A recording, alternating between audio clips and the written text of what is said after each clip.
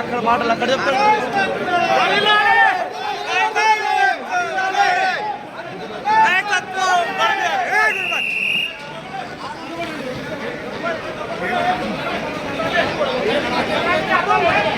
దయచేసి అందరు కూర్చోండి. మన పార్టీ చిన్న చిన్న ఉంటాయి, అవన్నీ కూర్చోండి దయచేసి. మీటింగ్ అయిపోయినాక పార్టీ కోసం వచ్చినాం. మేము దొంగతనం చేసినాం నీ దగ్గర. అవు ఎవరు చేసిన మేము దూరం చేసినాం అంటే ప్రూఫ్ చేస్తావా? మేము నిజైతే పార్టీ పని చేసినాం. ఇవన్నీ కూర్చొని మాట్లాడవు సార్. కాదు సురేష్, మేము ఏమన్నా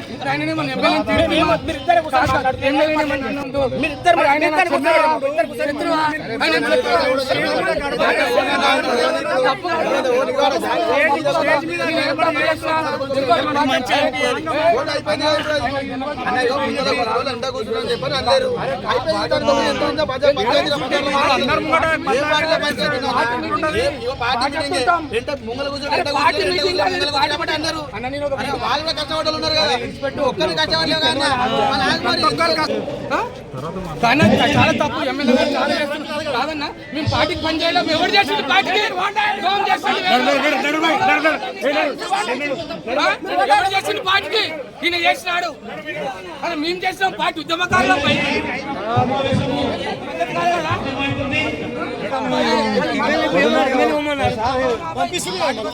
అందరు కాంగ్రెస్ లో పోతే మేము పోలేం బై. పార్టీ కోసం ఈయన అసమర్థత వల్ల మేమెందుకు పోతాం? అసమర్థత వల్ల ఓడిపోయినావు. నువ్వు అసమర్థుడివి. మేమెందుకు వాళ్ళ బయట. కృష్ణయ్య, నేను వికారాబాద్ బీఆర్టీ జిల్లా అధ్యక్షుడిని.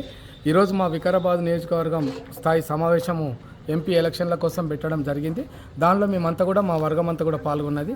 అయితే ఏమైందంటే మేము స్టేజ్ మీద కూర్చున్నాం. కనీసం ఎమ్మెల్యే గారు ఒక అహంకారంతో ఇంకా ఓడిపోయినా కూడా ఆయనకు అహంకారం తగ్గకుండా ఈరోజు ఆయనకు ఉద్యమకారులన్నా సీనియర్స్ అన్న ఆయనకు వడకం అందరినీ కూడా స్టేజ్ మీదకి వెళ్ళి ప్రోటోకాల్ సిస్టమ్ అని చెప్పి మాకు కిందికి పంపడం జరిగింది.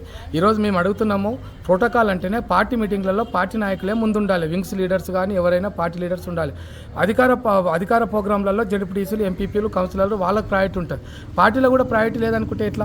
మేము ఆ రోజు ఇప్పుడు కొట్లాడింది లేదు, ఏం చేసింది, కనీసం ప్రోటోకాల్ ముందర కూర్చోవద్దని ఒకే ఉద్దేశంతో ఎమ్మెల్యే గారు ఆయన అహంకారంతో ఈరోజు వాళ్ళ మనుషులతో అందరినీ కూడా మాకు స్టేజ్ నుండి కిందికి పంపడం జరిగింది. దాన్ని మేము తీవ్రంగా ఖండిస్తున్నాం. అట్లాగే ఇప్పుడు సీనియర్స్ కూడా చాలామంది ఉన్నారు, జూనియర్స్ అందరు ఉన్నారు కూడా. మేము ఎప్పుడు కనీసం ఇప్పుడు మాట్లాడింది లేదు, ఏమీ లేదు. మేమంతా కూడా ఎంపీని గెలిపించుకోవాలని ఒక ఉద్దేశంతో మనం చేస్తూ ఉన్నాం. ఆయన అనుకుంటుండే మీరు పార్టీకి చేయలేరని, కానీ మేము టీఆర్ఎస్ పార్టీ ఈరోజు సిపిఎం పార్టీలోకి వెళ్ళి ఇలా జైన్ అయిన నుండి ఉద్యమాలలో కూడా మేము 8 సంవత్సరాలు పనిచేసినాం. ఈరోజు 10 ఏళ్ళు అధికారంలో పనిచేసినాం. ఈరోజు ఇప్పుడు కూడా మేము ఇంకా చాలామంది పార్టీలోకి వెళ్ళిపోతే కూడా మేము టీఆర్ఎస్ పార్టీని వదిలిపోలేము. మేము బీఆర్ఎస్ పార్టీ కోసం ఉంటాం. కేసీఆర్ ఉన్న రోజులు కూడా ఈరోజు మేము పార్టీ కోసం పనిచేస్తాం. కానీ ఈరోజు మాకు చాలా అవమానపరిచినటువంటి పరిస్థితి ఆనంద్, ఈరోజు మా ఓడిపోయినటువంటి ఆనంద్ ఎమ్మెల్యే గారు చేసిండు. కొంతమందిని ఆయనకు సంబంధించినటువంటి మనుషులను పెట్టుకొని ఈరోజు అందరూ కూడా స్టేజ్ మీదకి వెళ్ళి పంపాలి, అవమానపరచాలని ఒకే ఒక ఉద్దేశంతో ఈరోజు ఉద్యమకారులను కానీ సీనియర్స్ని కానీ అవమానపరిచే పద్ధతిలో ఈరోజు ఆనంద్ గారు వ్యవహరించారు. దీన్ని సీరియస్గా ప్రయత్నం చేస్తాం, మేము ఖండిస్తున్నాం. ఇంకోటి కూడా పార్టీ అధిష్టానం ఆలోచించాలి. ఇట్లాంటి ఎమ్మెల్యేలను ఒక్క నిమిషం కూడా జిల్లా అధ్యక్షులు కానీ మాజీ ఎమ్మెల్యేలను అట్లాగే ఇన్ఛార్జి ఉంచాల్సిన అవసరం లేదు. ఆయన తక్షణమే తొలగించాలి, లేకపోతే భవిష్యత్తులో పార్టీకి నష్టం జరుగుతుంది.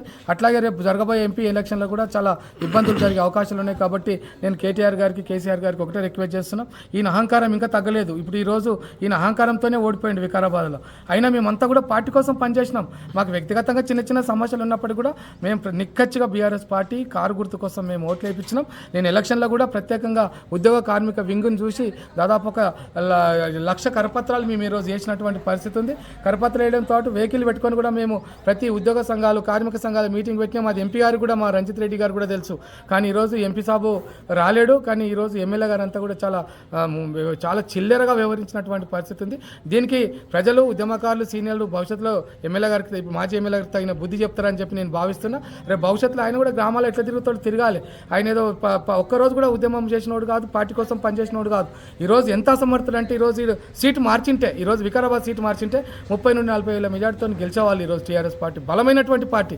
కానీ ఈరోజు ఆయన వల్లనే ఓడిపోయింది. ఈరోజు ఒక అభివృద్ధి చేయలేడు, గ్రూపులు తయారు చేసిండు, తర్వాత దళిత బంధువుల డబ్బులు తిన్నాడు, తర్వాత అట్లాగే పోస్టులు అమ్ముకున్నాడు, కొత్త వాళ్ళకి ప్రయారిటీ ఇచ్చాడు తప్ప ఉద్యమకారులను సీలను అవమానపరచండి.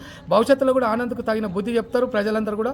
ఆ రకంగా ఇప్పటికి కూడా ఆయనకు ఓడగొట్టినప్పటికి కూడా ఇంకా ఆయనకు సిగ్గు రాలేదు, అహంకారం తగ్గలేదు. ఇది ఆనంద్ పతనానికి నాంది. మేమేం అవమానపరిచేది ఏం లేదు. ఉద్యమాలలో మస్తు అవమానపడ్డాం, మస్తు అయింది, మాకేం బాధ లేదు. మేము వికారాబాద్ ప్రజల కోసం, వికారాబాద్ ఓటర్ల కోసం, వికారాబాద్లో ఉన్న టీఆర్ఎస్ నాయకుల కోసం ఈరోజు వాళ్ళ పక్షాన ఖచ్చితంగా నిలబడతాం, ఖచ్చితంగా ఆనంద్కు వ్యతిరేకంగా పోరాడతాం, ఖచ్చితంగా చేస్తామని చెప్పి ఈ సందర్భంగా తెలియజేస్తున్నాం. సెలవు. ధన్యవాదాలు. జై తెలంగాణ, జై కేసీఆర్, జై కేటీఆర్.